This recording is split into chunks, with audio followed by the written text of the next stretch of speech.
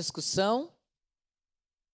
Encerrada a discussão, em votação. Solicito, a partir de agora, as vereadoras e vereadores que registrem os seus votos.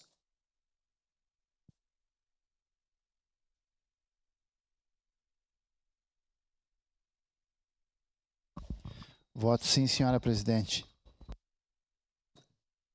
Vereador Sandro Fantinel registra o voto ao microfone e vota favorável. Vota sim.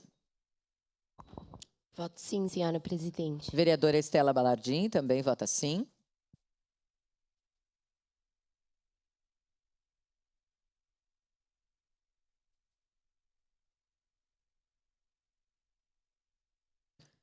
Encerrado o registro dos votos, encerrada a votação.